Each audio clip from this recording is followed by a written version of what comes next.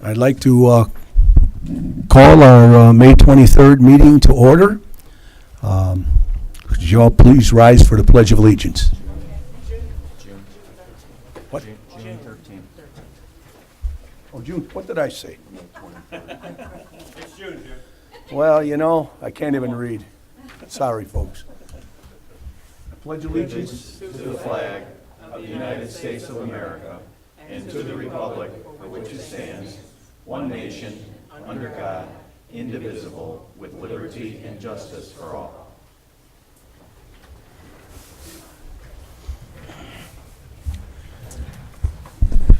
At this time, I'd like to call Reverend Hunt from New Hope Church for our invocation.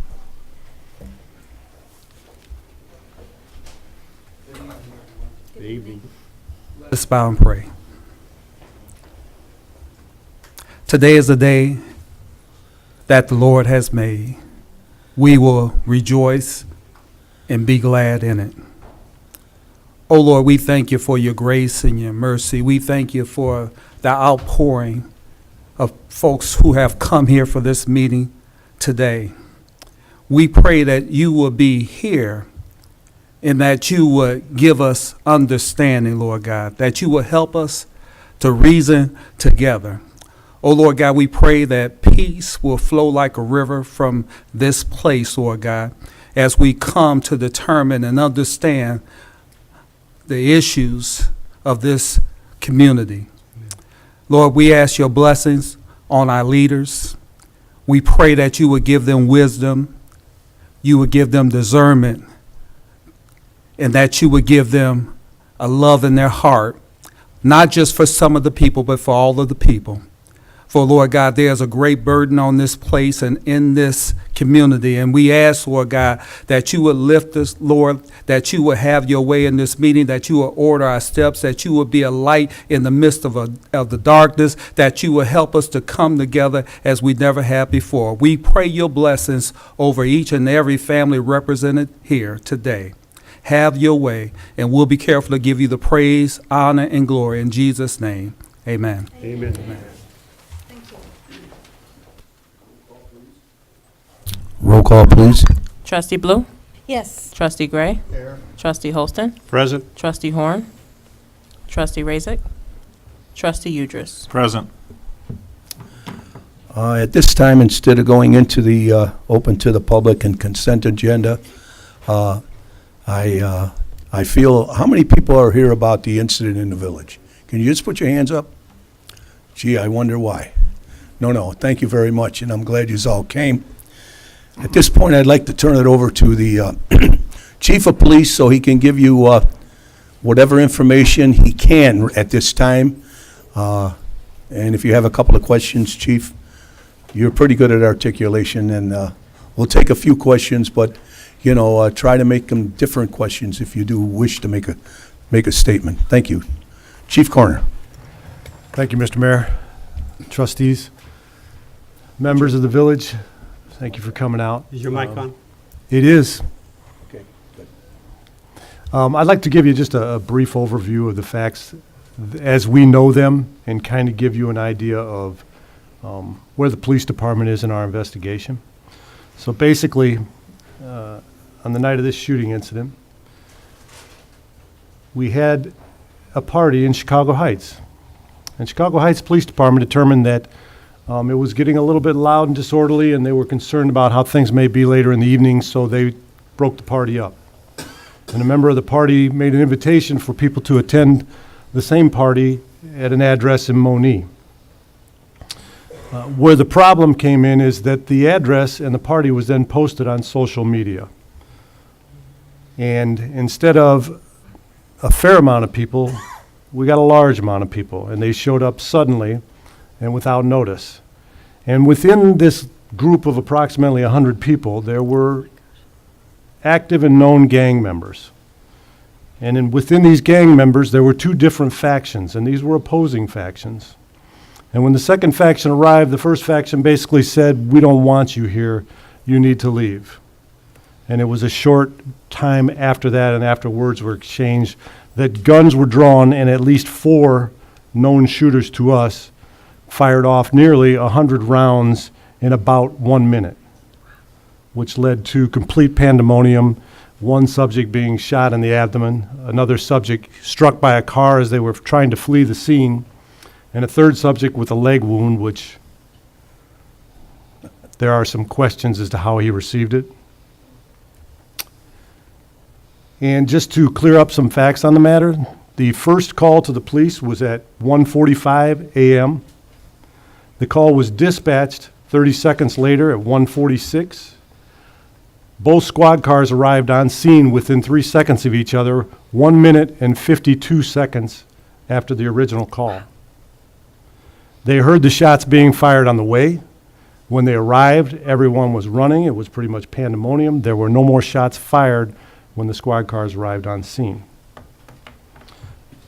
Within a 4-minute period, the officers, with help from other agencies surrounding us, University Park, Crete, Peatone, etc., determined that the scene was secured and that it was time to go to the investigative mode. There were people interviewed that evening. There have been more than 30 people interviewed since then. There is a long list of people that we are still looking for to interview. We have identified key suspects, and we have exchanged information and had great assistance from the Cook County Sheriff's Gang Unit, from Park Forest Police, from Chicago Heights Police, and from Ford Heights Police. This has been a large-scale investigation. We have put a lot of hours into it. We are determined to find and prosecute the offenders. We do not have the type of neighborhoods where we want this activity to ever occur again. And I can tell you from personal standpoint, had this happened in my neighborhood, I would be livid. And we as police officers of this community are appalled that this happened in our community, and we're going to do our best to prosecute those offenders and to make this right for that neighborhood. I want you to understand a couple things. First off, the gang mentality. Cooperation has been minimal for the most part. Many people claim to have seen nothing and know nothing, and it will take a long time and a lot of interviews to weed out enough information for prosecution. I will not give you any more information about the shooters, about any of the victims or anybody else, because it is an ongoing investigation, and because of the mentality of these people, many people fear retribution if they testify in something like this.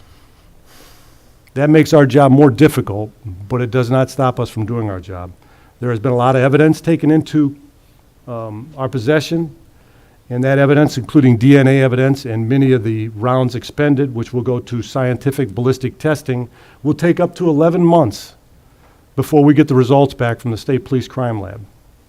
That's just the way it is because of the crime lab load of work that they have. This is not going to be something that's going to be solved quickly or that we're going to have answers to in the short term. So I want you to be patient with us and know that we will not give up on prosecution of these offenders, and that we are very appreciative of your patience and your support. That's what I have for you, Mayor. Please, we'll allow some questions. I am going to put a time limit on it, and that'll just be my call when I want to end it. The gentleman in the front that just put his glasses on, if you would step up to the mic, give your name and address, and ask whatever question you wish. I got these on because I had my eyes down. That's quite all right. That's all right. Okay, John Tatkus, 5113 Fairgrounds Court. Last summer, something similar to this. No shots were fired, but at the Reverend's house on Ruby, 2 doors down from the former chief of police. Okay, next door from Margaret, 2 doors down. The same type of thing happened. There was probably 300 people there and a couple hundred cars. And everybody was calling the police. Like I said, there was no shots fired, thank God. Nothing, but it was one of them party things. And the Reverend at that time wasn't even living there. He just lets people in his parish stay there. But it was very bad. People were running up and down the street, drinking. there was garbage everywhere, everywhere. So is this something we get to look forward to in Monee? I certainly hope not. I mean, do we have the ability to prevent these things? Not all the time. In many cases, if we get there early enough, we can stop it before it explodes. I'll tell you, social media is a bane to us when it comes to these type of parties because they can erupt immediately and you can have 100 people on scene and we may only have 2 officers working late at night, 2 or 3 at the most. So for us to be able to put out the fire before it starts, it takes more manpower from more communities. We have to wait for help, and during this whole time period, the problem just seems to evolve. I recall the incident you're talking about, and I know that they did resolve it, and there were some actions taken with the homeowners and the people responsible after that time period, but the clearing out of the crowd, I'll be totally honest with you, when you are dealing with 300 people, you can't arrest everybody for every little thing they do wrong because you're going to be done in about 2 minutes, and then you've got the other 299 people to deal with. So you have to Scott, just try. let me interrupt you for a second. Understand this. Our police go into that crowd immediately I agree. with their life. They could die from it, but they do respond and go in there. They're waiting for the other communities to come. They don't stand back and wait. They start the process. So they're putting they're doing their job is what I'm going to say. Thank God we give them vests and things like that. I'm sorry, Chief, if something else you want to add, go ahead. You're the boss. Just to not go into a long, drawn-out story, let me tell you this. There were actions taken by the department and by this village because of the events that occurred at that party. And let me also help you to understand that over the last few weekends, we have had multiple parties to deal with in this community. And with very minor problems, very limited concern. People's graduation parties, people's birthday parties, 20, 30 people showing up. The biggest problem we've had is parking for them. So this is not the norm. And hopefully, by our actions of strict enforcement and aggressively pursuing the violators, we can maybe send a message to them that if you're going to have these kind of things, Monee's not the place to do it. And that's the best we can do. All right. Thank you. Thank you for listening. Okay, the young lady with the white headband in the back? I just have to pick out someone, folks. There's so many.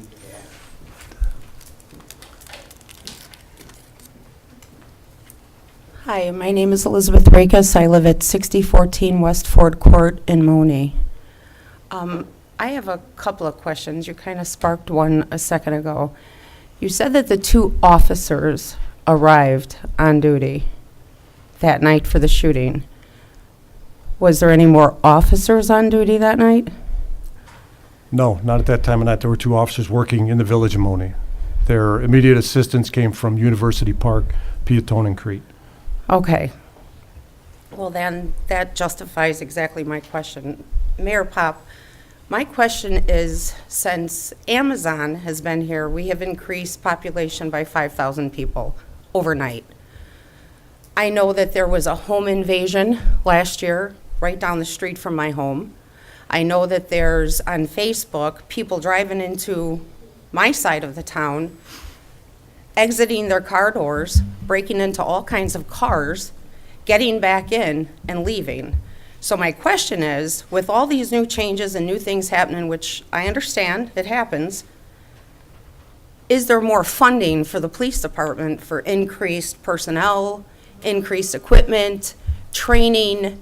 As a business All right, without person, getting lengthy on the answer, let me say this. We did just add an officer recently. It is a very costly item. We just took $1.5 million from our budget because we were over budgeted. We couldn't afford it.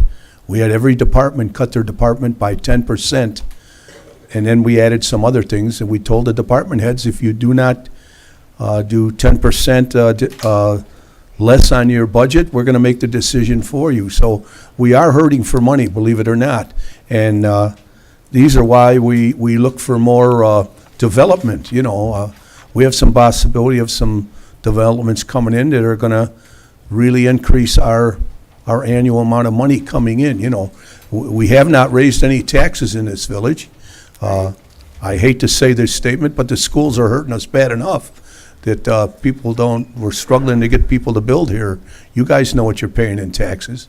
Well, it's not from us. We're part of it, but we did not increase ours this year, even though we were $1.5 million cut on our budget, and that included the police department.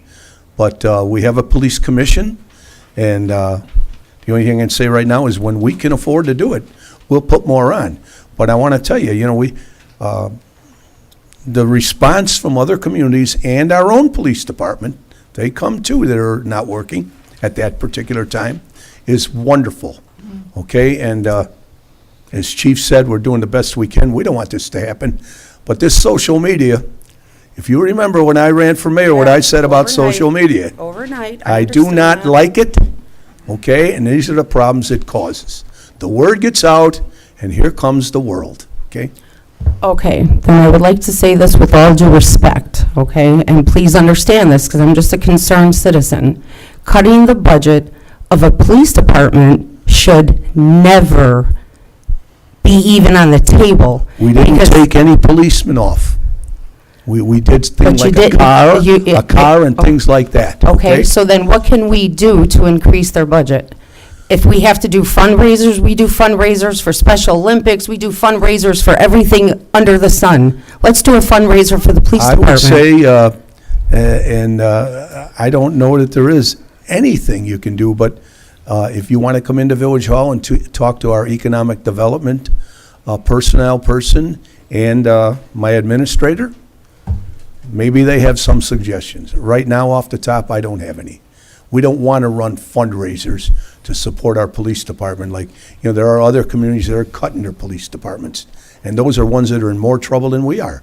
So my point is, I feel okay with what goes on as far as the police, the response, the sincerity of our police department. We have a wonderful department. I know you agree with that. Oh, I agree with know that you agree with that. We do. 100%. But And- what happens if the two police officers that showed up there that Yeah. night, waiting for the other towns to show up, what do you say to their wives when you say, "I'm sorry, but your husband was killed in the line of duty What are we going to tonight"? do when we had a What do you party do? with over 1,000 people?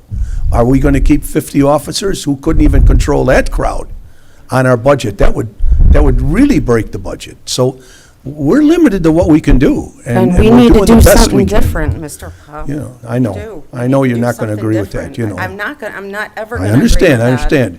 I mean, And you've got- you and I are usually on the same page, And if we I are may say. usually always on Okay? the same I page, know, but when I it know. comes to the safety of human lives and the Yes, safety I of our agree. police I agree. department, our police Our policemen are officers, putting their lives on the line when they every run single into day, something and like they don't that. have to do it. They do it for you, me, and everyone else here. Correct, And correct. it's They just, do. They do. they're willing to die for us. God bless I'm not them. willing to die for us. I'm sorry. Love you, but I'm not willing to die for us. They are. We heard you loud So we and need clear. to love them like they love us. All right, well, you go ahead and dig into it deeper with the people I have in my And I'm going to administration. dig in it with you. That's Well, we're I'm going to start passing at the top. You I'm get pa- nowhere at the Okay, bottom. You got well, to start at the top, work your way You just got down. somewhere by me directing two of my people, Perfect. all Thank right? you. Okay. I'm just going to go with two more. The two hands that are up, ladies first.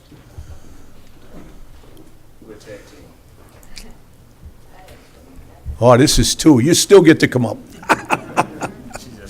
I don't mean to be lighthearted about this. You know that. Good evening, everyone. I am Linda Johnson, and this is my husband, George Johnson, and we live at 5028 West Ribbon Drive, Monee, Illinois, directly behind our subject of tonight. We have been residents of this community since 2006. I think we were the third homeowner here. Okay. My husband has since retired, but I still work, and I commute 55 miles one way to my job. So as we're talking about a couple things I want to point out, as the minister came up and he prayed for understanding and peace, normally on Sunday morning about 9:15, we're on our way to our church where we've been members for over 25 years. And this particular Sunday morning, we were not able to go because after everything that happened that early in that morning, we found ourselves with our house roped as though it was a crime scene. Yet we had done nothing. My husband woke me up at about 1:45 a.m. whispering. He said, "Don't get out of the bed. Don't move. They've been shooting. They've been doing this. They've been doing that. It's a party over there. I've called the police." So I just want to say, maybe we need to reevaluate this renter's ordinance, because these individuals that have lived behind us for a number of years, this is not the first incident. And I don't think it's going to be the last. And we need to speak to the human decency, because you know what? I have a tax bill that I got 3 weeks before this incident for $9,500. We want to talk about where our taxes are going, what we're doing. You've got human, decent people in here, and we got to live under these conditions. I've got to be afraid in my own bed. What if my children was there? I have a terminally ill mother who lives in Chicago, Illinois. I had to come out of my house about 9:30 a.m. on that Sunday, later in that Sunday morning, and ask them if they could please lift the tape so I could get my car out of the garage, because I didn't know when I was going to get a call. I don't think that's fair to any homeowner in this room tonight or any homeowner in this village. And if we can't do something, who has the rights? They got more rights than us. We blame it on social media, but no, we got to go to the root of the problem. These people, I had the little boy. I came home one Saturday. The little boy was threatening my husband that he was going to let his dog poop in the yard. We can't even sit out on our back. Would you mind if I responded right now to what you're saying? No, I just want to say Okay. a few more things before I let you respond. So you want to talk about parties. We are the party people. We know how to give a party. I had a graduation party when my daughter graduated with her master's, and I graduated from college, and my son graduated from college. And we had over 135 people at our house in the summer. You know what we did? We notified the police that we were having a party. We had a beautiful party. There was no cussing. There was no drinking. Human decency. Just last Saturday, my husband turned 65. I know he looked good. Gave him a party. I don't know. We had another 70-some people. I went to the police station. We do all the drinking and party we want. It goes to human decency, and those people do not have it. And something is wrong. When I gotta be faced with a tax bill like this, when I gotta drive 55 miles to Mount Prospect to continue to pay my mortgage, and I gotta get down on the floor at 2 a.m. in the morning because I'm scared because they shooting, something is wrong here. And we need to address it, because we are human, decent people, and we have a right to live where we want, and I'm not selling my house. God bless you that you're not. All right, now I'm going to respond. Go ahead, folks. So now you can We have been respond, working on an ordinance. What's the name of it? It's a Janet? residential rental house. Residential rental. Now, we have to call it residential even. We can't call it just rental. This would cover every home in Monee because the law doesn't allow that. We are very tied up by the law. We have a new ordinance that we've been working on for at least 6 months. It's not easy to do because everything we say in that ordinance cannot say the word renters, because the state of Illinois, and they don't allow it. It's like you're discriminating, okay? So we got to be very careful in its wording. There will be a process, once that is done, of 3 issues that are severe enough that the police department writes something that's going to give us a little bit of power.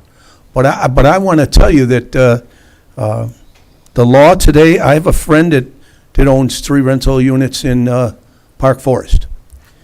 The water got turned off on one place. Now, he rented it to a couple. Wound up to be 8 people in the place. The water got shut off. The power got shut off. He finally got them evicted. It took him almost a year to evict the people from the house that were not paying. And he had to throw the toilet out because it was full of you-know-what, because there was no water. That is what we're dealing with socially today. I'm driving down Egyptian Trail. I've been passed up twice on that street. I chased the second guy and got him over by Culver's, and he got out of the car, and I told him who I was. I never run around saying I'm the mayor. You guys know that. I don't stick my chest out and say, you know who I am. But I let him know it. I says, you do that again, I'm going to have the police right here. You're not going to like the price of that ticket.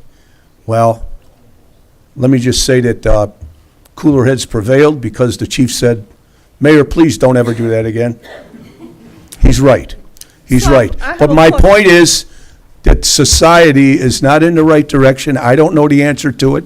We are going to deal with it as the law will allow us. That's going to happen at the 29th meeting. Our next meeting, we're passing a residential Rental housing. rental housing. Mr. Mayor, could I just You respond to certainly may, Mrs. Janet, Johnson? you've headed that, so Thank you go you. right ahead and make a comment. So, Mrs. Johnson, I'm not going to go through the whole ordinance with you, but part of the purpose of this ordinance was to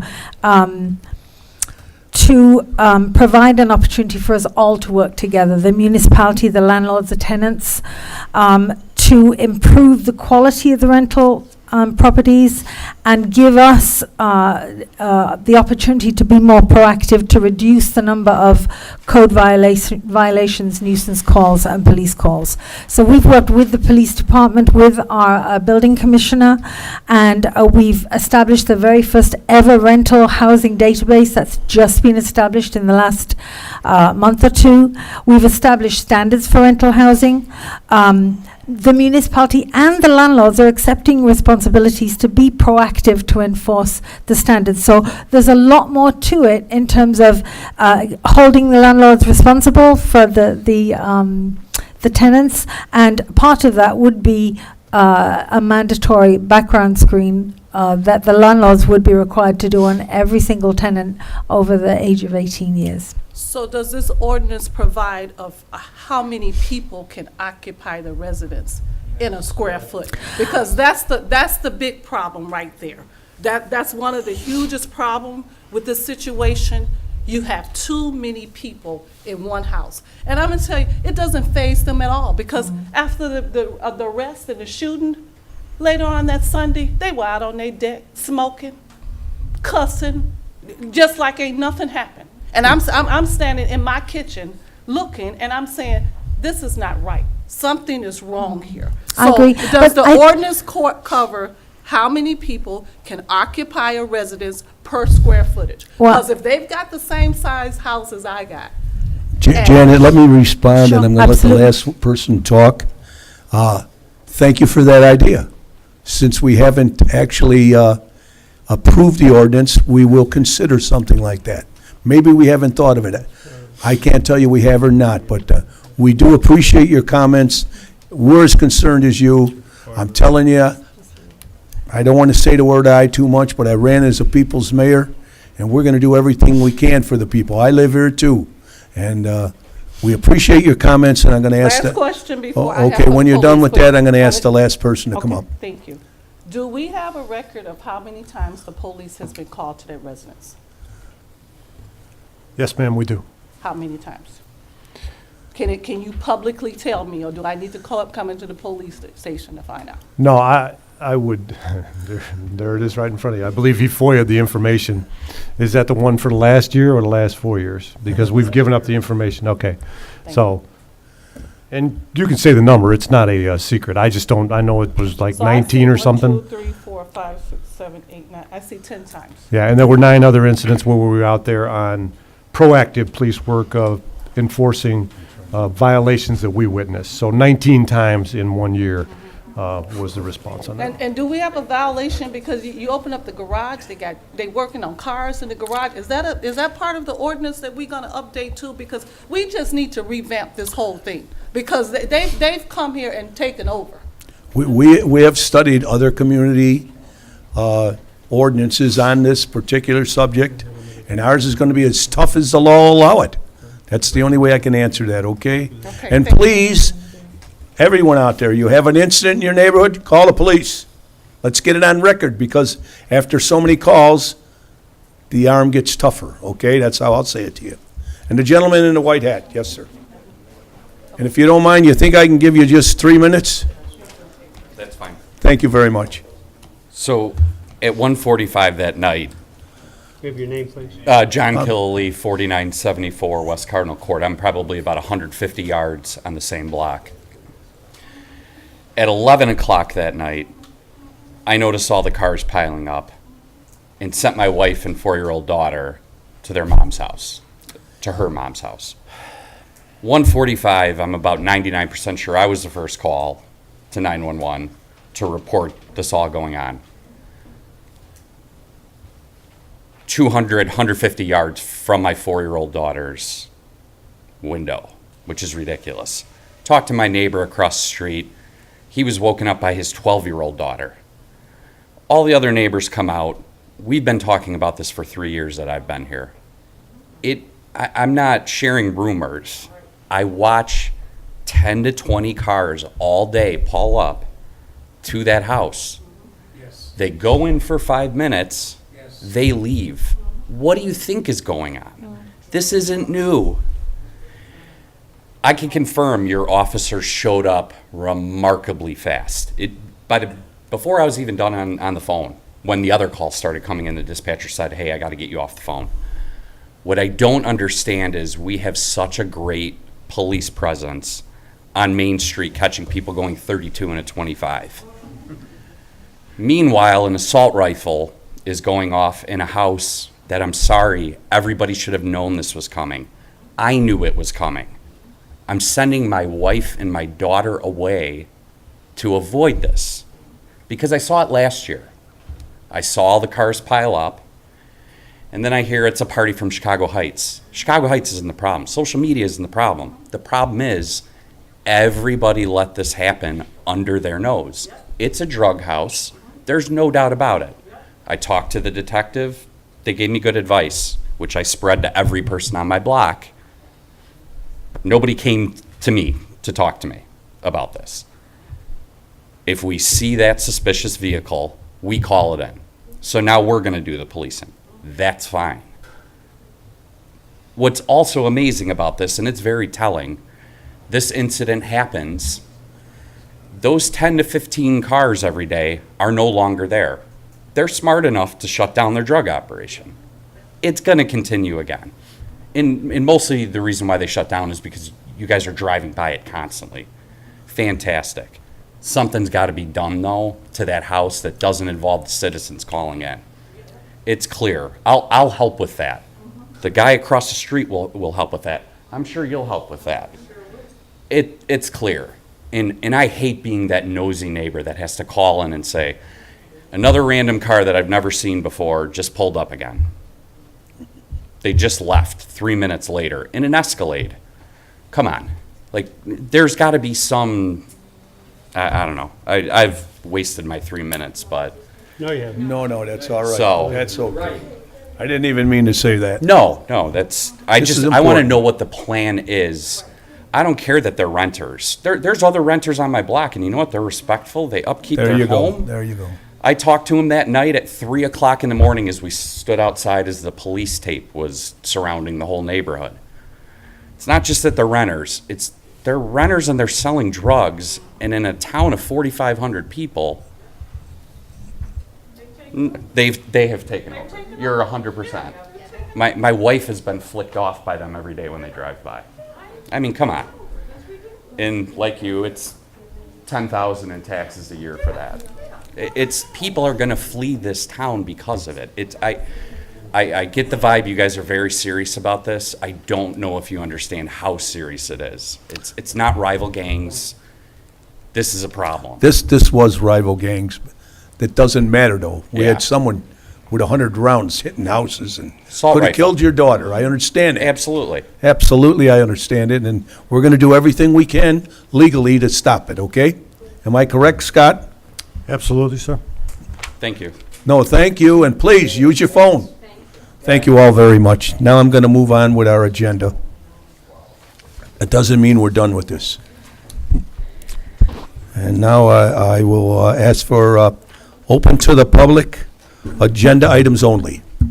Anybody have anything they want to talk about on the agenda? If not, we'll move on to the consent agenda. Could I have a motion to approve the consent agenda? I'll make that motion. A second? I'll second that, Mr. Mayor. Any discussion on the consent agenda? If not, roll call, please. Trustee Gray? Yes. Trustee Holston? Yes. Trustee Razik? Yes. Trustee Udris? Yes. Trustee Blue? Yes. Okay. Okay, we'll move on to the clerk's report. Thank you, Mr. Mayor. Just really quick, wanted to just share with everyone, I received an email from the South Suburban Mayors and Managers Association to share with the residents and small businesses for disaster field operations.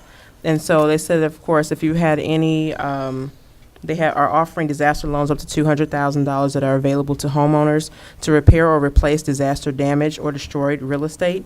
And homeowners and renters are eligible up to $40,000 to repair or replace disaster damaged or destroyed personal property. For more information on this, you can contact the SBA customer service at 1-800-659-2955, or you may email them at disastercustomerservice@sba.gov. There is a filing deadline to submit applications for the physical property damage, and that's July 5th, 2018. End of report. Thank you very much, Tanisha. Under my report, I do have 3 items, but we'll do the first one first. That's the appointment of EMA Director Randy Erlaskis. And I gave all of you a copy of his resume. Could I have a motion, please? I'll make that motion, Mr. Is there Mayor. a second? I'll second. Okay, under discussion, I'd just like to say, folks, that we had probably 15 or more applicants for this, and we truly were a little prejudiced wanting someone from Monee. We're trying to put people from Monee in these positions. We have many intelligent people out here, and we found one. This gentleman far outshined anyone, and we had 4 people that were under consideration, and I read all of them, and I concurred with the committee, not knowing their choice. They had ratings on them, and this gentleman, Randy, is going to be a wonderful EMA director. He's got 35 years' experience with it, and he's retired, so that's perfect for our community. Any other discussion on it? If not, roll call, please. Trustee Holston? Yes. Yes. Trustee Razik? Yes. Trustee Udris? Yes. Trustee Blue? Yes. Trustee Gray? Yes.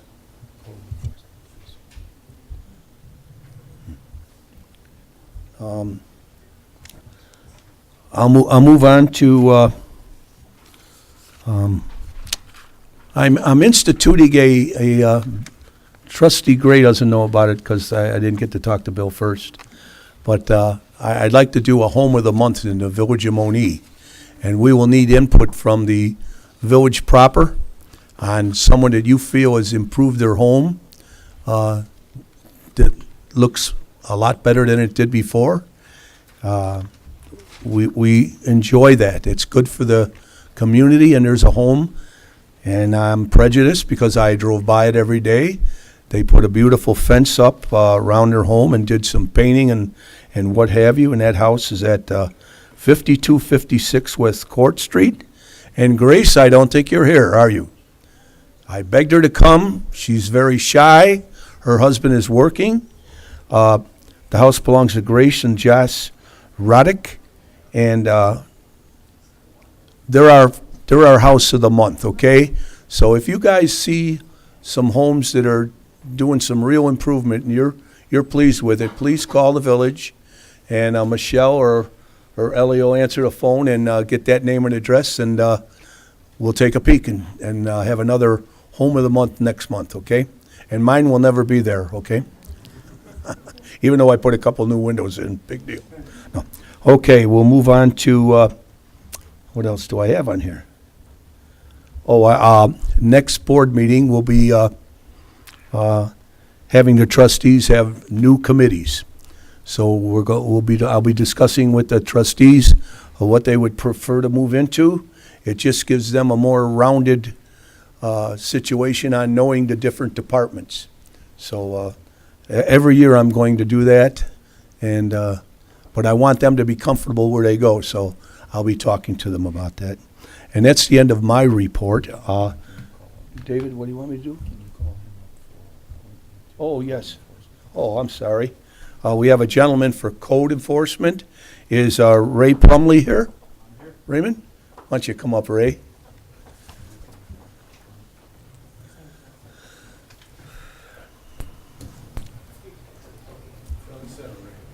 Oh, wow. Please not, don't try and smile.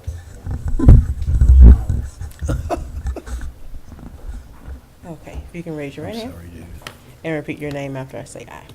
I Ray Plumley, do solemnly swear do solemnly swear that I will support the Constitution that I will support the Constitution of the United of States the United States and the Constitution and the Constitution of the State of Illinois, of the State of Illinois. and that I will faithfully discharge I will faithfully discharge the duties the duties as code enforcement officer as Code Enforcement Officer for the Village of Monee for the Village of Monee to the best of my ability. to the best of my ability. Congratulations. Thank you.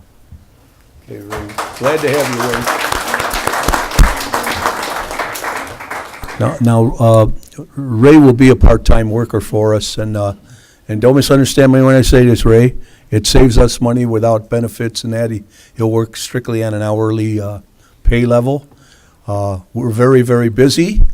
Our department is in shatters right now, but we're making it work. Our commissioner, the head of it, is having surgery tomorrow for some cancer, and we're hoping he comes back right away. And our other foot soldier, I'll say, our inspector, just had a new knee put in, so he'll be off for a few weeks. So we hired an additional code enforcer, and we need them anyway, so they will split the hours that one was doing before. So thank you very much. I wanted to mention that to you. Okay, we'll move on to the administrator's report. David? Thank you, Mayor. Before you this evening, you have, item H1, which is, the subject matter is Coleman Roofing bid. If the board recalls, Mr.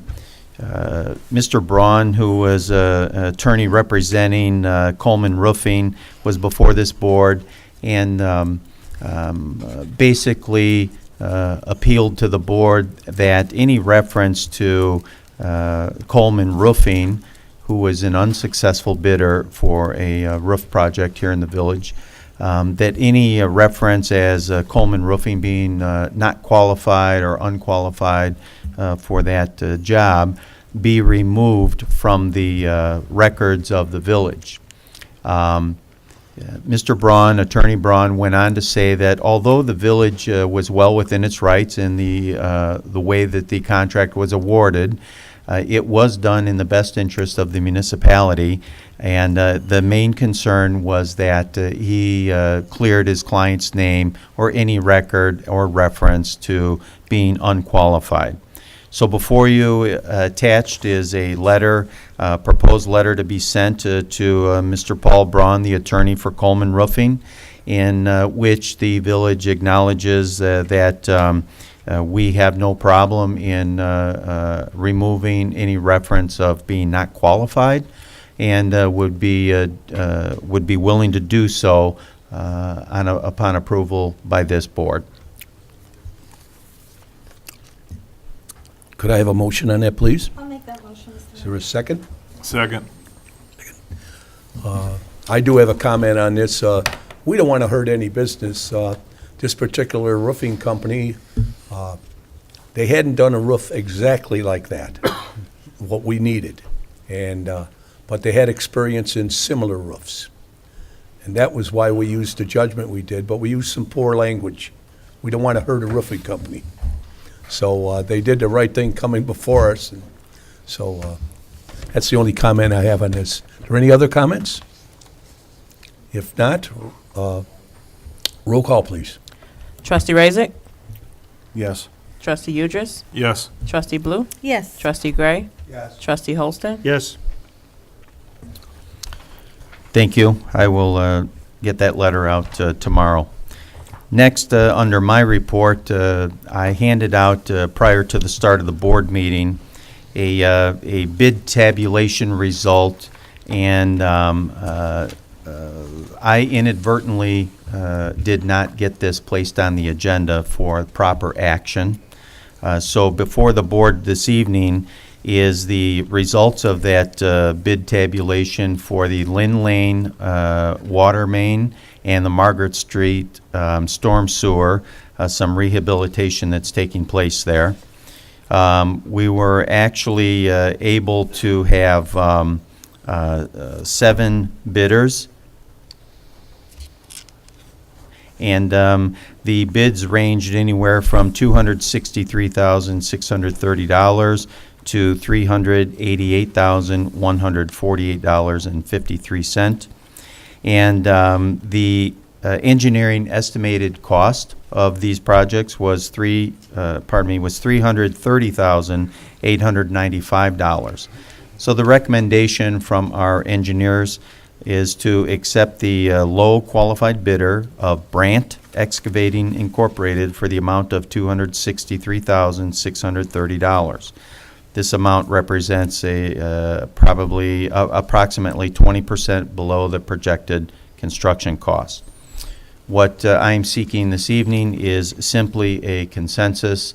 If the board indicates that they would most likely be in favor of approving this at the next board meeting, that will allow us to at least prepare the contracts ahead of time, and once approved officially, then sign those contracts, and it will not delay the project.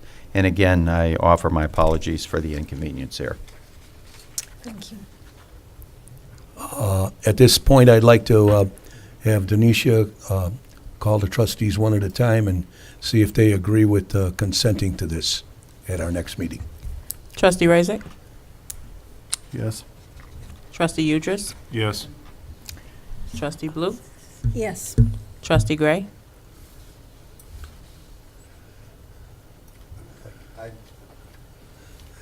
Yes, it's consensus, yes. Trustee Holston? Is Jeff here? Yes. Yes. Can I ask him a question? Sure. Jeff, you guys have worked with these people before? We have not, but we checked references. They've done quite a bit of work in Joliet, large scale water projects, and every reference we checked, it's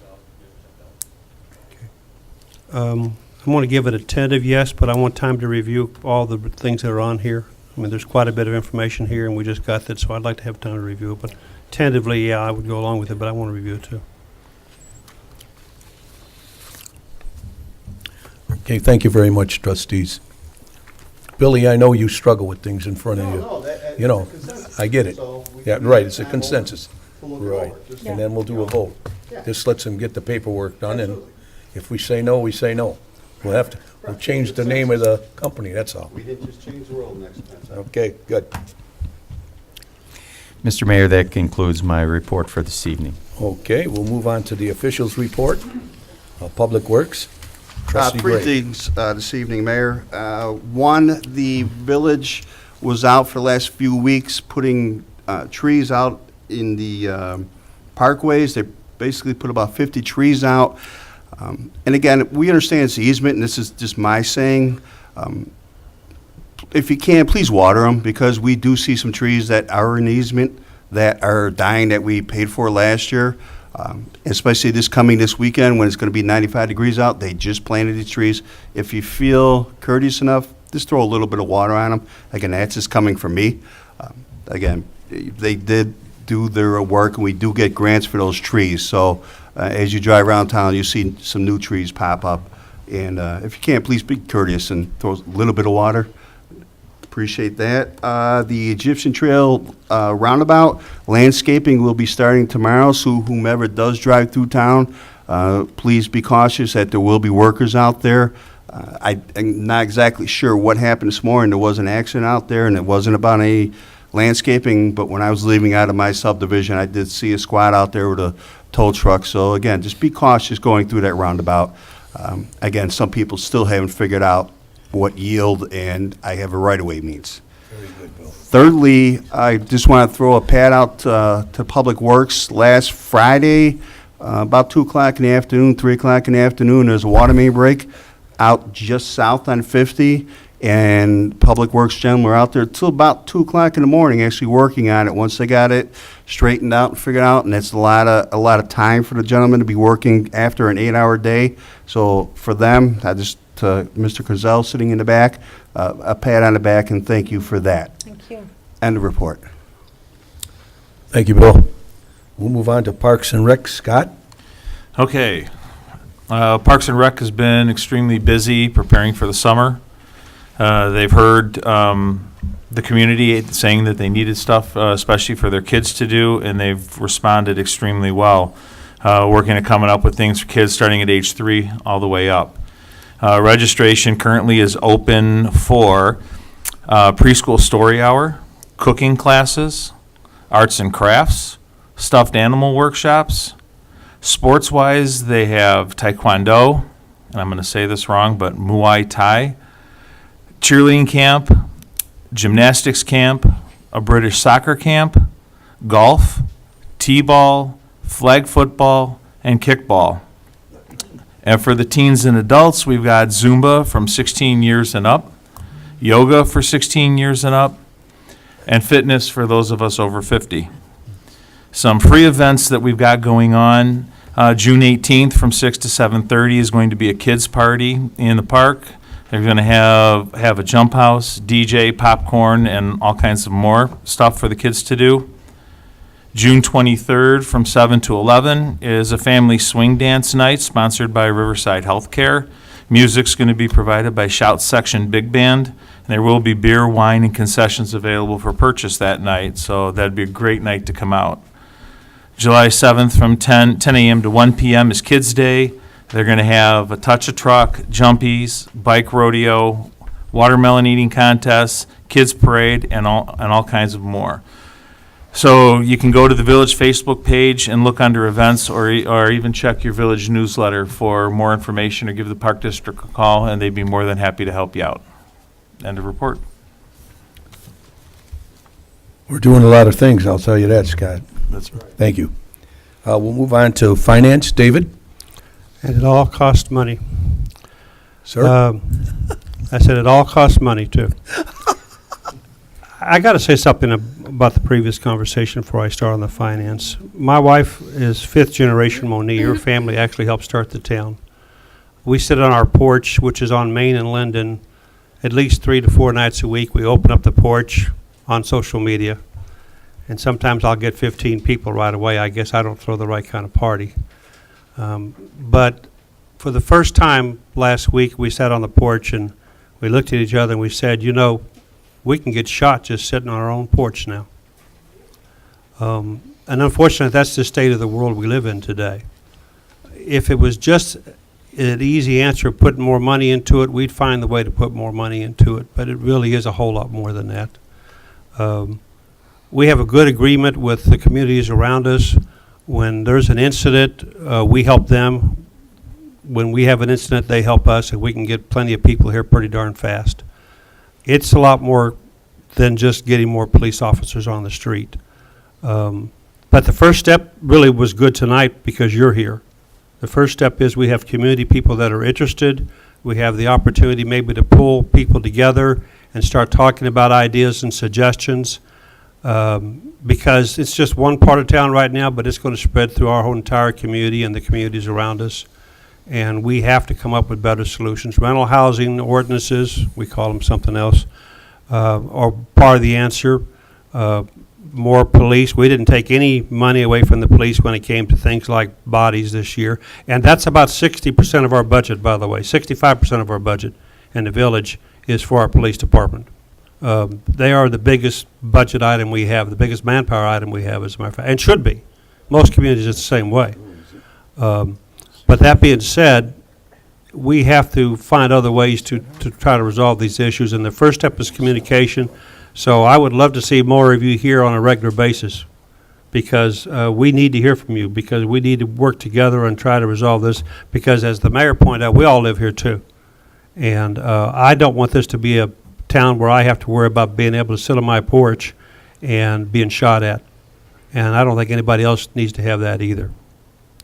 The village appropriation ordinance was filed with Will County on June 1st, 2018, so we're legal now. We're currently preparing for the annual audit. The Illinois budget has been signed into law. Two things significant there. One was that it would reduces from 10% to 5% the amount of money the state withholds from state income tax receipts, so we will get more because of that. And a 2% administration fee charged by the state has been cut to 1.5%. So that comes around as a result of lobbying that was done at the state by the village and other villages through the meetings that we attend. So I think we had a good investment there. End of report. Thank you, Trustee Holson.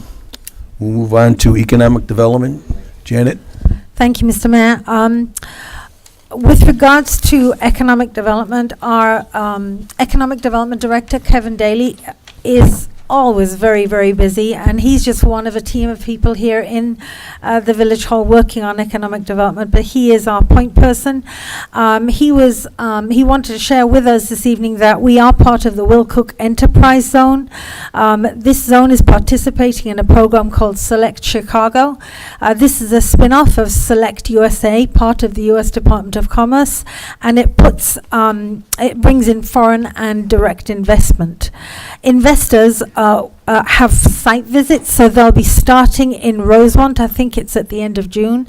Starting in Rosemont, and then take a tour of the sites in the Will Cook zone, including some sites in Monee, which is really exciting. This is happening at the end of June, and Kevin will be on the bus, both physically and metaphorically, won't you, Kevin? So that's Kevin Daly. We really appreciate the work he's doing. Other things I wanted to mention today, the Monee Chamber of Commerce met and gave 2 very generous scholarships out, which was, again, very exciting. They raise money for their scholarships by, one of the ways they do that is the Slammers game in Joliet, the Joliet Slammers. And so they sell tickets for $10. The proceeds from that goes to those scholarships. And this year, our very own Bob Kluck-Sieben will be throwing out the first ball. Bob is a Korean vet, and if you remember that dreadful accident on Pauling, he was in the hit-and-run accident, and it took him 4 months to recover from that, and he did so very well. The physical therapy department want him to actually come and open their new physical therapy department because he's such a good candidate for that. So he's hoping to throw out the first ball. I'm really glad that Trustee Udris mentioned the swing dance in July. We do have lessons for that, and I know everybody wants to go, don't they, Michelle? Yeah, I knew they did. To go to the swing dance. It's a lot of fun if you've never done it before. It's at the Fireman's Park Community Building. It's $12 for an hour and the most fun, and you do not need a partner to go. So I encourage you all to do that too. End of report. Thank you, Janet. Building Services, Trustee Horn couldn't make it today, so we'll just move on to Public Safety. Anthony Razak. We got a couple things from the police department. Applications are now available for lateral entry candidates. The Police and Fire Commission approved the initiative to create a second hiring list of veteran police officers. Applications will be accepted until August 20th. The current hiring list is exhausted, and a new test is not scheduled until October or November. Monee Police Department will present the board with manpower recommendations when the new list becomes effective around September 1st. And lastly, a new internal policy has been created that will allow the afternoon shift sergeant the option of holding additional manpower over the midnights during the weekends. The factors will include amount of traffic, any parties in progress, or special events that may be occurring throughout the village. End of report. Thank you, Anthony. We'll move on to the attorney's report. Larry? Thank you, Mayor. I got 4 items for the board's consideration. The first item is an ordinance adopting the prevailing wage. This is a statutory requirement each and every year. It's supposed to be adopted the first week, strike that, in June of, on an annual basis. It's up for the board's review and consideration. Could I have a motion, please? I'll make that motion. Second? I'll second. Anthony? Any discussion? If not, roll call, please. Trustee Udris? Yes. Trustee Blue? Yes. Trustee Gray? Yes. Trustee Holston? Yes. Trustee Razik? Yes. 1858. Thank you, Your Honor. The next item is an ordinance providing for the sale of municipal property. The board has the right, if it's surplus property that we feel is not necessary any further from our municipal standpoint, the board has the right to sell said property. This ordinance provides for the sale of the personal property, which I believe is attached as Exhibit A. Could I have a motion, please, on that? I'll make that motion. I'll second it. Second, any discussion on that? If not, roll call, please. Trustee Blue? Yes. Trustee Gray? Yes. Trustee Holston? Yes. Trustee Razik? Yes. Trustee Udris? Yes. 1859. Thank you, Your Honor. The next item is an ordinance approving a redevelopment agreement by and between the Village of Monee and Monee Venture Number 3. A copy of the agreement, I believe, has been distributed to the board for their review and consideration. The terms of the agreement have been negotiated by Mr. Wallace and Mr. Daly and Tom Kenrick, who's here from Northern Development. They've been in the village for roughly 20-something years, I believe. They're proposing to build a 200,000 square foot facility near Cleveland and Industrial Drive. In return for that, the board, strike that, the village is granting a TIF agreement to them for the board's review. The TIF agreement has been, again, negotiated. There is no general obligation from the village's standpoint with respect to this agreement. It's a pay-as-you-go. So in essence, if they build, they will get reimbursed. If they don't build, there's nothing coming from the village. Again, Mr. Daly and Mr. Wallace did a nice job with respect. There is no interest on this money due Monee Venture Number 3. It's a limited obligation from the village, so any increment derived from that site will be 80% of it will be going towards this note. The total cost of the project is roughly $16 million, I believe. They're asking for TIF reimbursement of a little over $4 million. They will also help us construct the road that's needed in order to get to Industrial Drive. This is part of, let's see, TIF number 5. So it's up for the board's review and consideration. Could I have a motion, please, on that? I'll make that motion. I'll second that. Second, any discussion on that? I might say, understand that the TIF money does not come out of our general revenue at all. This is money that's been built up over taxes, and we reimburse any development that goes on, and that is specified by the law, what we can and cannot give, so. Roll call, please. Trustee Gray? Yes. Trustee Holston? Yes. Trustee Razik? Yes. Trustee Udris? Yes. Trustee Blue? Yes. 1860. Thank you, Mayor. The last item is an ordinance for providing for salaries for non-union positions for the fiscal year 2019. This is adopted on an annual basis. It's up for the board's review and consideration. I have a motion on this, please. I'll make that motion. Second, Second. any discussion? If not, roll call, please. Trustee Holston? Yes. Trustee Razik? Yes. Trustee Udris? Yes. Trustee Blue? Yes. Trustee Gray? Yes. 1861. That's all I have, Your Honor. Thank you, Larry. We do have old business. We have an ordinance authorizing the sale of real estate. I believe this has been discussed before. Do you want to make any statements on that, David? Yes, Mr. Mayor. Previously, Monee Venture 3 Northern Builders have sent in a proposal to purchase certain property that is owned by the village. The village originally purchased that property for the extension of Cleveland Avenue. And with that, there is some leftover property that the village has no intended use for, and thus Northern has made a proposal to purchase that. And it is part of their development project and is so listed as such. And with that in mind, the village, I believe, purchased that property at 95 cents a square foot, and the offer to purchase from the village is at $1 per square foot. So it's virtually a wash for the municipality, and it's a way that it can enhance the project that is before us that you just adopted, as a matter of fact. Last but not least, this was advertised in the paper for open bidding, and there were no other interested parties that came forth. So this ordinance is before you for your consideration. Could I have a motion on that, please? I'll make that motion. Second? I'll second. Any discussion? If not, roll call, please. Trustee Raisik? Yes. Trustee Udris? Yes. Trustee Blue? Trustee Gray? Yes. Trustee Holston? Yes. What number is that? 1862. Okay.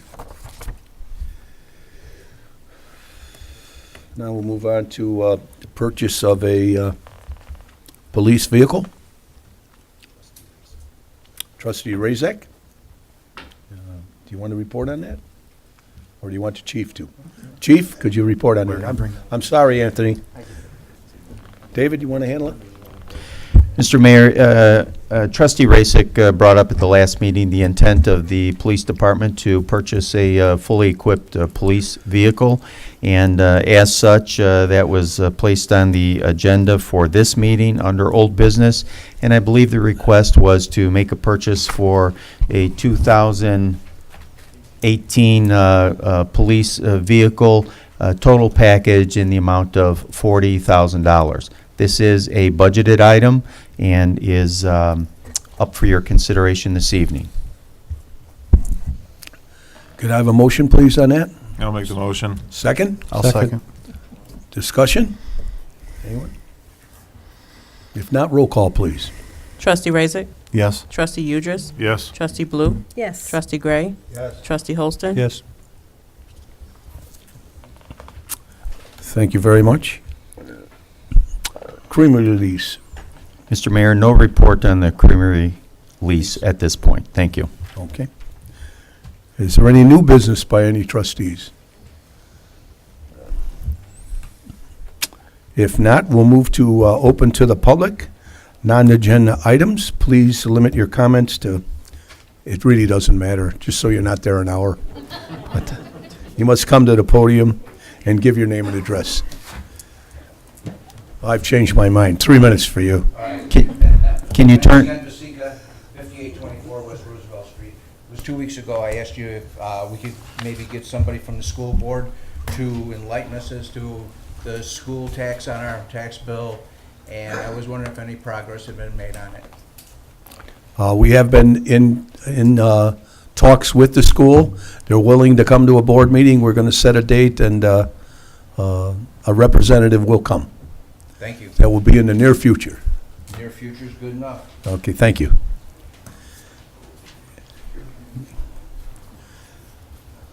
Hi, James Dermy, 26057 Ruby Street. I also called that night. You skipped over me there. I don't know if you wanted me to talk or not, but I called 911 and the shooting was still going on. Some of the things that I observed, without rehashing over what we've talked about, are the vehicle parked in front of the house that hasn't moved for 6 months.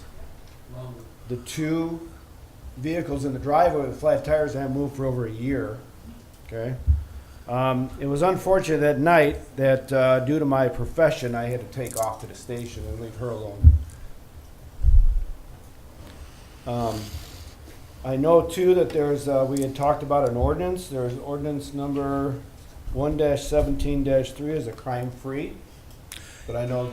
Yeah, the word crime is no longer, it's a different worded ordinance, but it is an ordinance dealing with that. Okay. With Some of the things that I observed, vehicles leaving, going and coming, motorcycle parked on the sidewalk, vehicles parked over the sidewalk, you know, little things like that, because I'm not gonna go over what we've just discussed already. But I feel that it's gonna happen again. It's just a matter of time. It's gonna happen again. If we don't get these people out of Monee, get them out of here now. It's gonna happen again, I can guarantee it. Thank you. Thank you. Thank you very much for your comments, really. Believe me, ears are listening. Any other open to the public? Sure, sure. Come on up to the mic, please. I'm gonna let you just talk. We kind of know you a little bit. No problem. In that situation, because we're all a little testy about that, but this is concerning the change in the street lights in the village. And it started occurring about 2 years ago, or 2 months ago? 2 years, where we've had an overall change of the street lights. And it seems like they're dimmer, just a little, you know, it's very dark until you get right into your area. And we've noticed that, and I, you know, forgive me that I'm not able to come to as many meetings, but again, as I told you, I work very far. And so, is there something that changed, that you guys decided to change the type of street lights? We did go with energy efficient lights, which cuts down on labor, but I'm not aware that they're dimmer. I will have our building department look into that and see if there's anything, if they are dimmer. I believe you, don't misunderstand me, okay?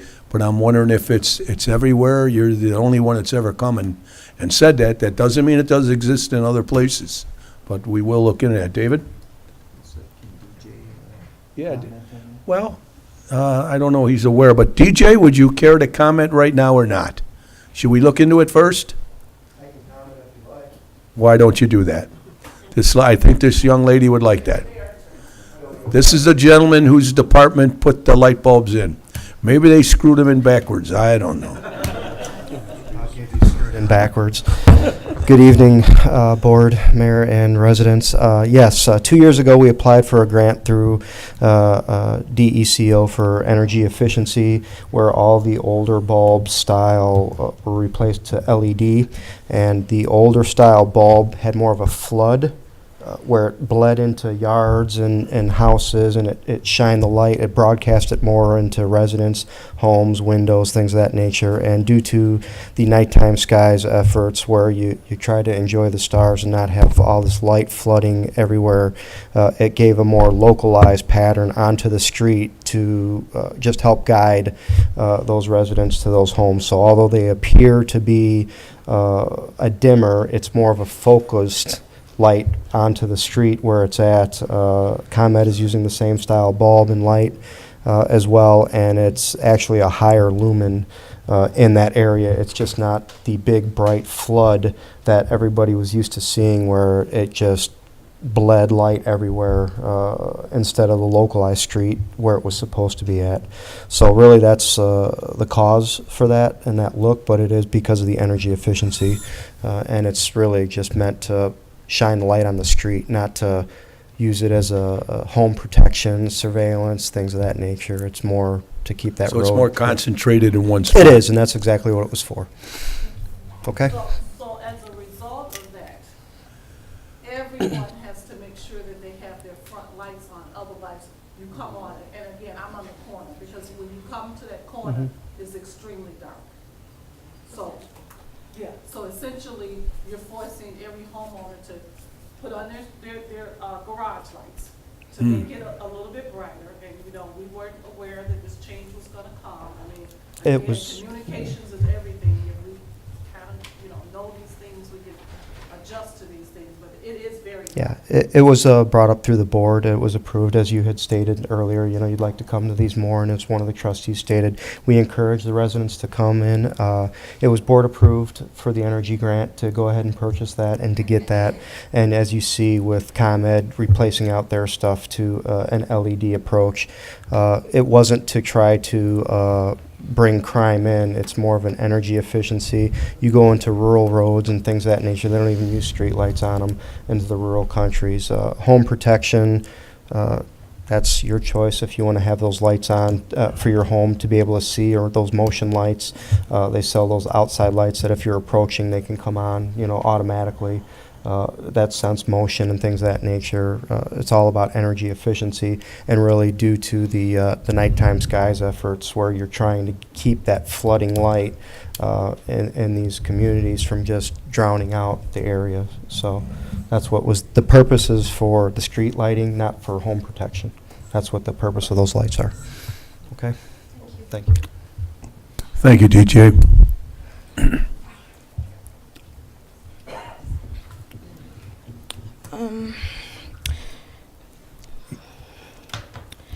To all my neighbors affected by Excuse me, dear. Your name and address, please. Oh, Tiffany Beard, 25639 South McCorkle. So I have a two point, what I'm going to say tonight. And basically it's just I heard a lot of things tonight. I came prepared to talk about the wetlands, and when I heard about the shooting, I just was so overwhelmed and so moved about it. One of the comments was in regards to the police, and my spouse is in law enforcement and I'm in law enforcement. And one comment just like really stood out to me. When you go into these different settings, you don't know what you're coming into. You don't know if you're going to make it out alive. You know, coming from EMS background, you don't know, you know. So first to my Monee neighbors, I hope that all of you, I hope that you find peace, solace in the midst of your incidents. Know that from a law enforcement and an EMS standpoint, sometimes you go. You have to go. You don't have time to wait because people's lives depend on it. We're public servants. You know, we go. We take oaths. We're a spousal couple, and we put our lives on the line. You know, we have children that, hey, they don't know if their mom or if their dad is going to come back. And it is an uncertain feeling, but we do it because we have to. So that's what I have to say about that. That was my 2 cents on that. Now, to the meat and potatoes. Good evening, Mayor Pop, trustees in chief, and to all of my fellow mayor citizens. I bring to you a concern that is near and dear to me. As I stated, my name is Tiffany Beard. My family, we live at 25639 South McCorkle. My home is across from the proposed development. This past Monday, I was awakened and startled at the sounds of construction vehicles, caterpillars, alarms, chainsaws, and more important, the horrible noise of trees falling to the street. I went outside to observe intruders into our beloved wetlands. When I looked into moving into this town, when we saw the wetlands pulled me into this neighborhood. And trust me, we looked into multiple homes in Monee. It was the selling point. It was what we said, you know what, that's peaceful. We can sit on the porch and there's nothing else. We don't hear anything else. And our realtor assured us the wetlands were protected. And to take Mother's Nature beauty is egregious. I urge all village administration to examine all laws pertinent to this matter, because I truly don't. I don't have all that information because I just found this out a few days ago. Look microscopically into this matter. Building onto wetlands, as I have researched, is protectedly and definitely questionable. I would like the facts regarding what I'm looking at all day and is what is being destroyed before my eyes. In my subdivision of McCorkle Estates, roughly 5 rental or transient homes, 8 homes for sale, 2+ homes where owners walked away. Building homes where we have school districts that need improvement, present homes that people are walking away from. But more importantly, how can you build on what I thought was federally protected? My neighbor, Mr. Velasquez, who is an attendance at 25640 McCorkle, who is closest to the wetlands, stated he purchased his home 15 years ago 4 sump pumps gone, and 4 constantly running, and a guarantee of nothing would be built on the wetlands. Everyone that I've seen, everyone has pulled out tax bill, but I think people notice is schools and taxes. I appreciate the things that have changed here over the time. That Parks and Recs, great, yes, the Dollar General, I'm in there every day. But great, if you look at greatschools.com, it has a 4.5 out of 10. And now I'm hearing homes are going to be built over here. Let's just like reevaluate things. And the people of Monee Estates, we reach out to you.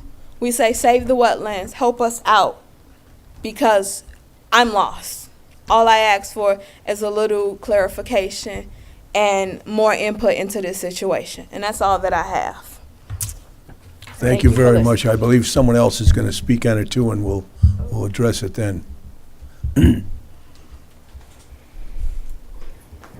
My name is Mary Brockmiller. I'm at 25633 South McCorkle Avenue.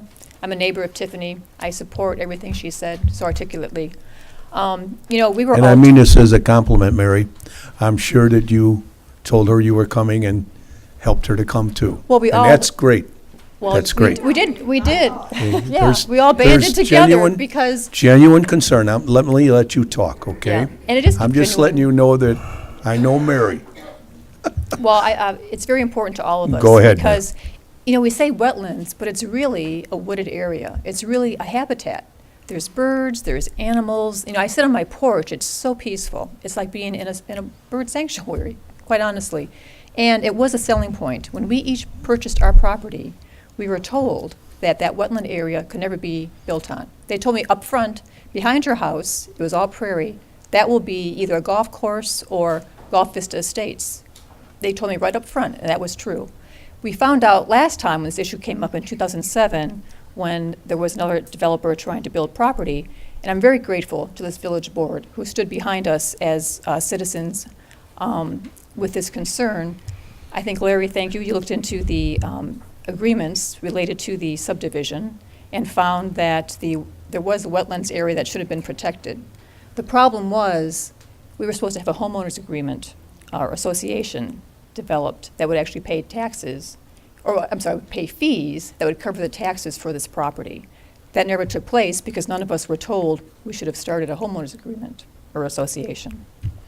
So what happened, the property got sold for past taxes to a developer. And when that happened, I came forward to the board again. There was an ordinance that was passed to protect that property, which I trusted would stay in place, and I wouldn't have to be concerned as a citizen that property that had been protected could just kind of like not be, could just be disregarded or lost or whatever in the process. So I'm just here to find out if you've been able to find that ordinance, if there's anything you can do to help us. It's just so rare to have a wooded area outside your home, and to be told something and to have it be disregarded, and to see your property values go down. And I agree with everything that Tiffany says about our subdivision. Honestly, we have homes that don't sell. The house next to me has been vacant for 8 months. I'm concerned we're going to have 5 new homes in a row with no guarantee they'll be sold. And I don't see that adding value to us at all. And I just want to thank you all for looking into it. The board was very supportive last time, and I hope you'll be supportive of us this time again. Thank you. Thank you, Mary. David, Larry. Oh, we have another lady, okay. Is this on the same subject, dear? No. Oh, well, if you don't mind waiting just a moment, Larry, would you like to respond to the last 2 ladies? Thank you, dear. I have a meeting tomorrow on a different issue. I know the engineer for this proposed developer. I'll talk to him about the situation. I believe the wetland definition has changed since 2007. That's, I think, part of the issue. But I will check with Jim tomorrow, the developer's engineer, and I can get back to the mayor and to Mr. Wallace by next board meeting. I want to pipe in on that too. I distinctly remember this incident a few years ago, and there was a very clear agreement that that would not happen on this property. And we need to make sure that it stops until such time as this issue is resolved, that nothing goes down, because there was a very clear agreement on that.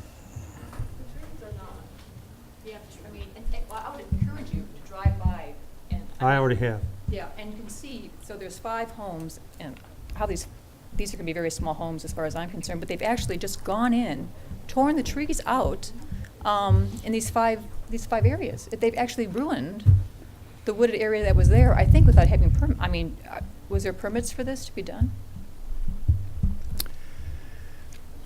They drilled core samples today. Yes, a permit is not required to remove a tree on your own property. But it was for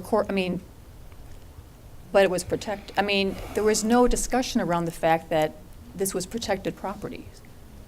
And I guess I'm concerned that there was no discussion about that. You know what I mean? There was an ordinance written, and it should have been considered before this developer, who's doing what any developer does, wants to build homes, But I mean, he shouldn't be allowed to come in again and do it without any public consideration, when it had been already reviewed in the public. We had a public hearing. Folks came up, and thank you, David, came up and talked on behalf of it.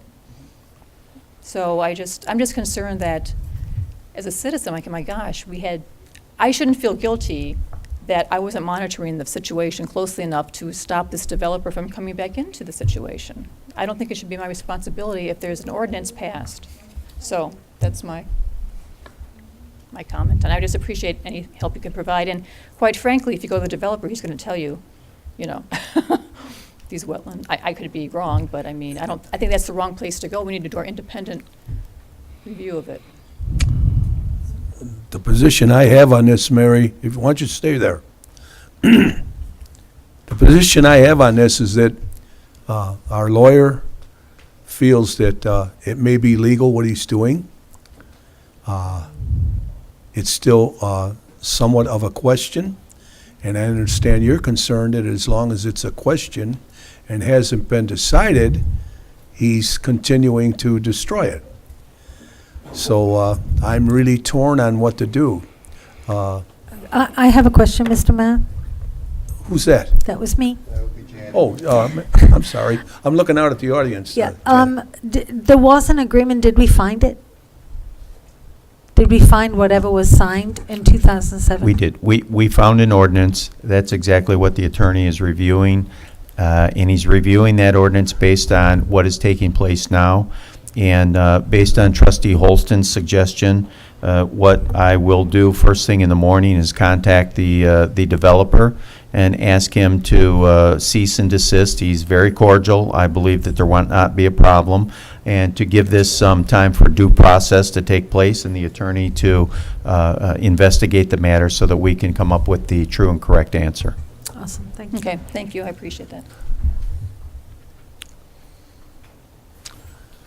That's what I was hoping would happen to stop it, Mayor, for now. We'll see what happens from there. Yes, ma'am. Hi, I'm Patricia Dermody. I live at 26057 South Ruby Street. And I just wanted to address the police chief and tell you thank you. If you would pass on to your department, especially the 2 that responded so quickly, that we appreciate it. I think Monee has a fine police department, and whatever we can do to support. And my question is there anything being done that you can tell us that will help the residents who live around that home, just to make us feel a little bit safer? I think, as I spoke earlier, the aggressive investigation and pursuit of the violators in this incident is the most effective thing that we can do. There are other things that are in the works. There are other aspects of the investigation which I cannot discuss at this time. As many of the neighbors have said, we have increased patrols, but I will tell you that because of this place having an incident card of 19 incidents last year, we've never ignored it. We've been in that neighborhood quite often. So we will continue to do so, and we will continue to utilize the increased patrols.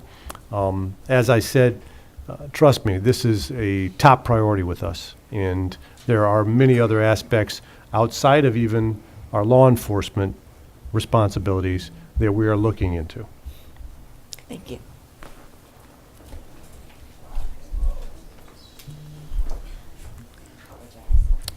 Oh, I'm sorry, we're not gonna listen to anyone else. No, I'm kidding you.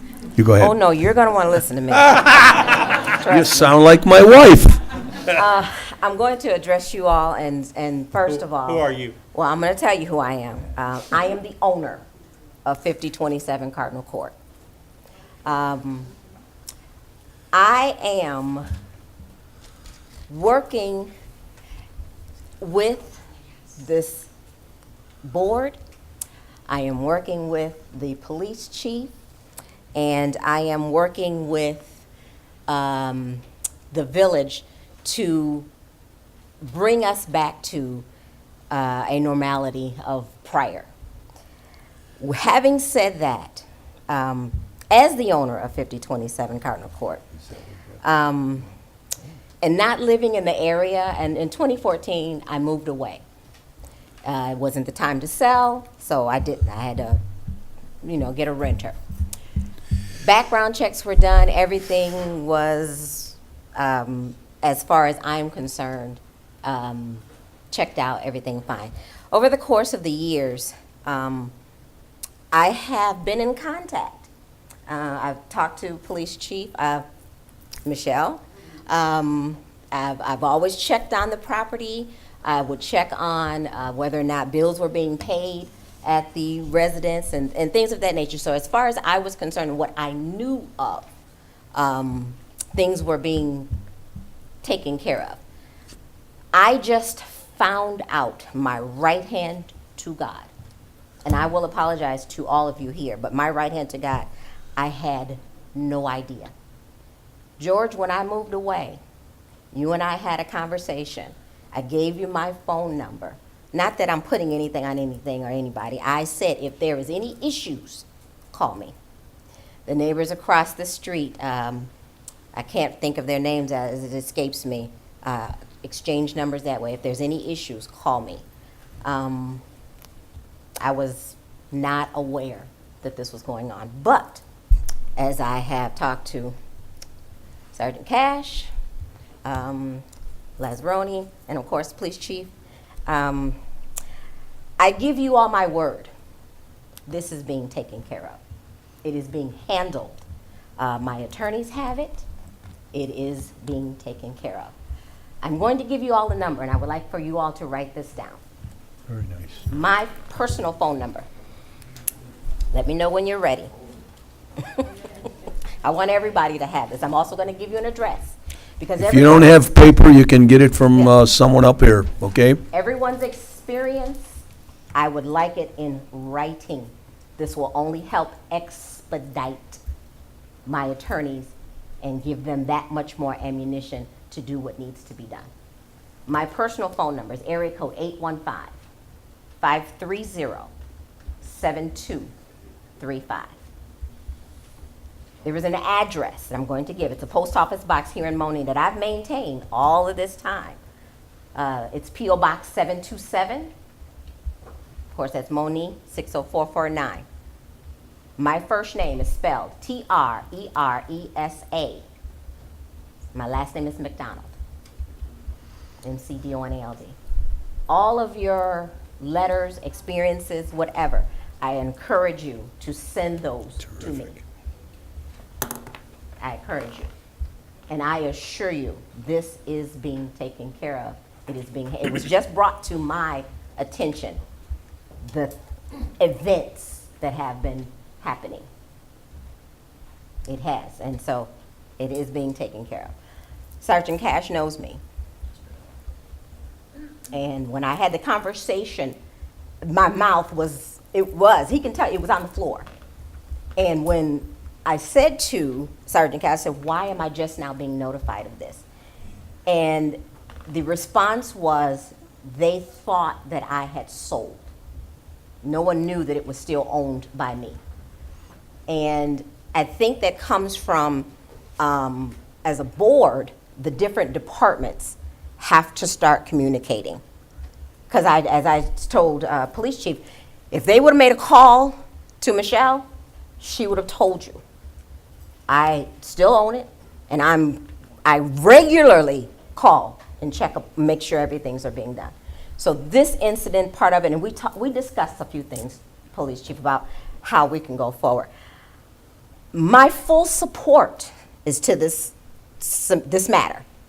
I don't have a copy of the proposed agreement or the ordinance that's going to be going into. I'd like to get a copy of that so I can read it. I have a couple of suggestions with regards to, and like one of the other residents said, how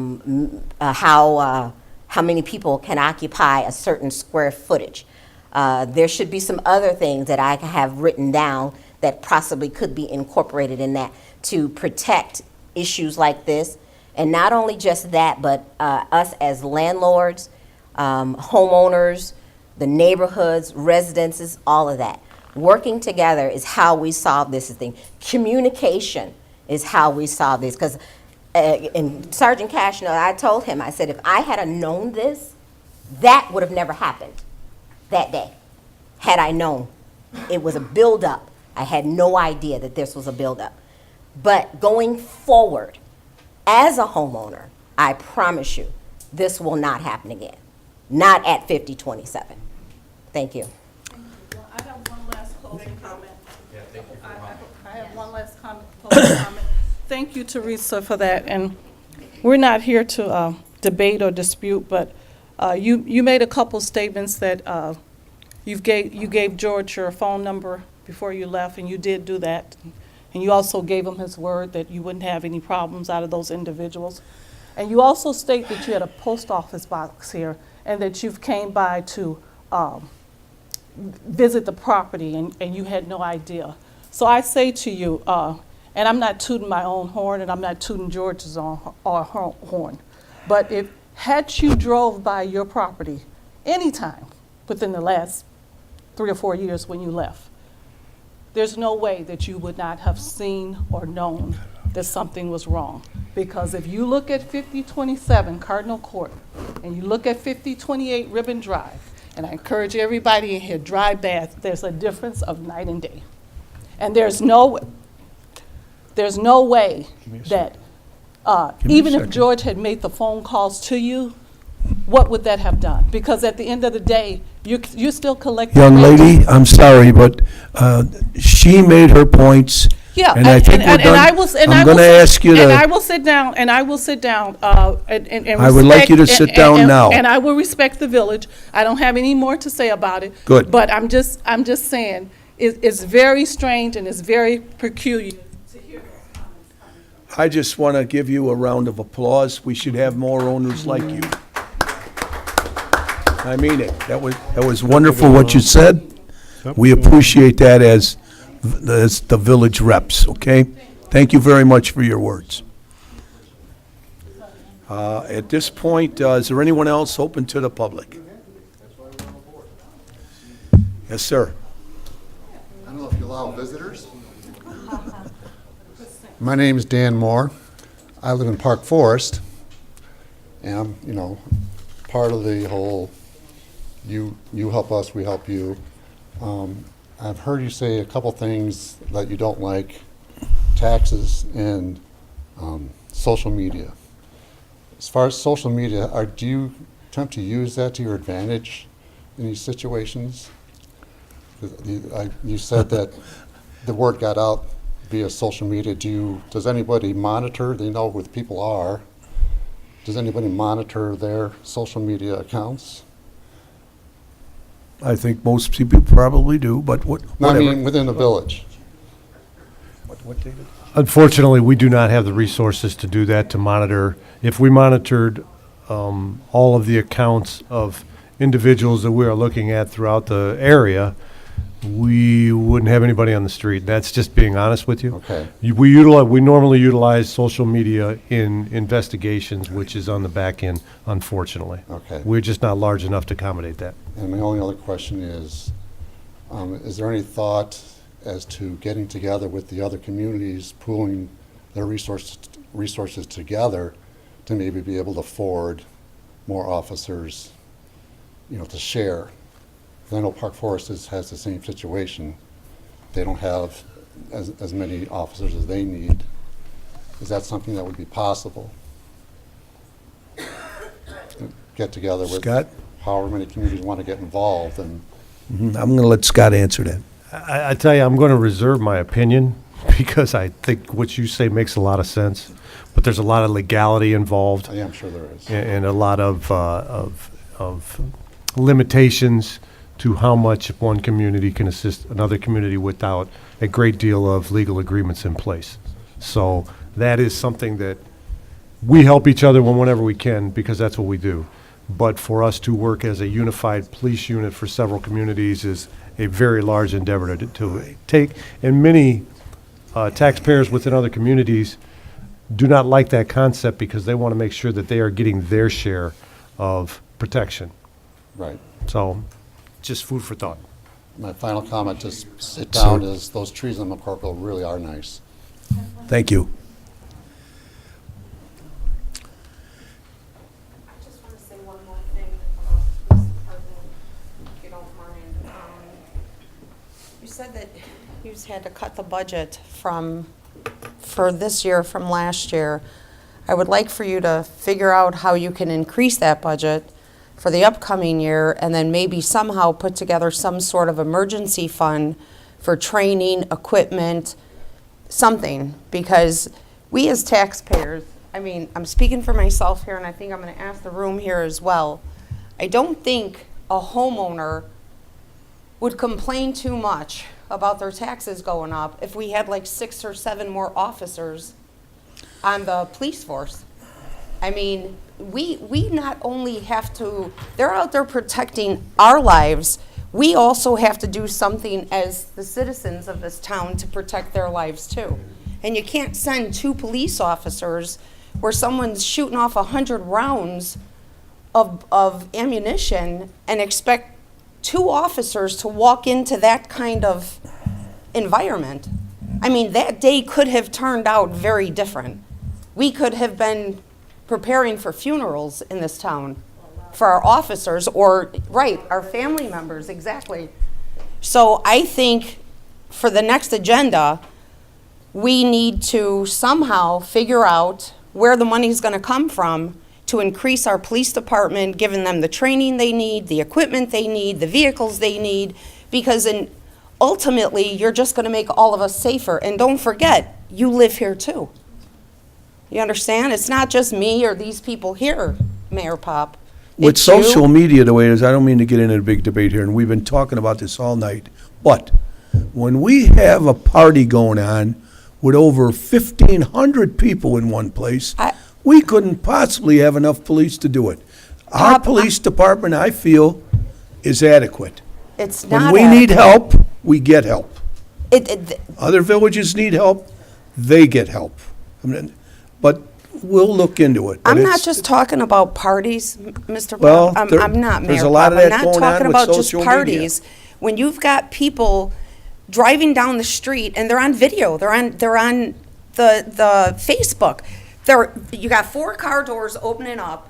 You got 5 suspects coming out, going into all the. How long do you think it's going to be before they forget the cars and go into the houses?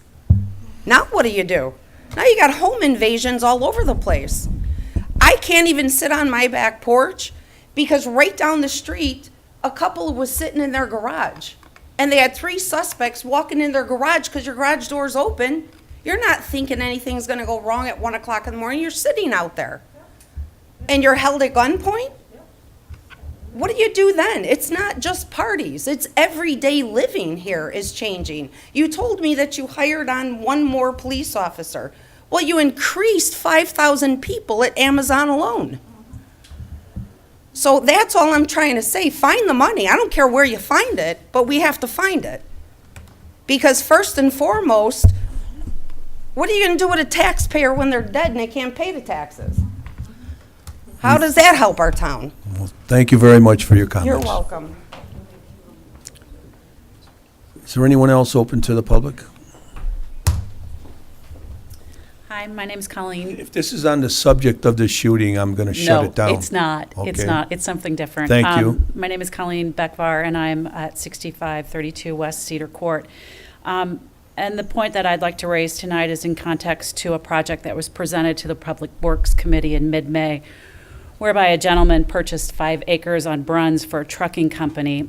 It was indicated at that meeting that Bruns Road was rated M1 to accommodate trucks, and we have learned since then it is not. Understanding that the budget constraints of the village, we know that the economic development is crucial to our community, but I encourage you not to be blinded by the expense of our quality of life. In the context to what Mary was talking about in her neighborhood, can we craft an ordinance about clearing land in an unfeathered manner? Those of us in the area near Bruns have had to endure a few weeks' worth of smoke as this gentleman cleared the land before he has approval to even build. If it is not approved, will this land simply become a mud pit? So I encourage you to look into this matter. Thank you very Thank you. much. If I may, Mayor, Lance Beckmar, the gentleman has been burning the spoils of clearing the land for almost 24 hours straight for more than 3 to 4 weeks. We've seen the smoke plumes. I went by and checked a couple times, and I did catch it on fire. It is on record. I called the fire department. There was nobody on the property. Now, I don't deem that as a responsible person for our community, because you said he's your friend last time when he was up here trying to explain his thing. Yeah, it's his property, he can clear it, but to leave burning piles of trees and debris on the property with nobody there to attend to it, I'm sorry, I might not live right next to it. No, A you burning don't. ember flies through the air and starts a fire. There's many trees, there's many houses, there's many different things around there. Please order him a cease and desist on that until he puts his plans before you and they are approved. Thank you. Thank you very much. Anyone else for open to the public? If not, I'm going to ask for a motion to move into executive session. I'll make that motion. Is there a second? I'm sorry? What? Oh, yeah. We're moving into executive session for collective bargaining, 5 ILCS 120/2/C2. Purchase of lease or real property, 5 ILCS 120/2C5. And compensation of specific employees, 5 ILCS 120/2C1. Thank you all very much. A motion and a second? Roll call, please. Trustee Udris? Yes. Trustee Blue? Yes. Trustee Gray? Yes. Trustee Holston? Trustee Racing? Yes. Oh, gosh. We do make a motion to adjourn, or was that it? Sorry. Was that?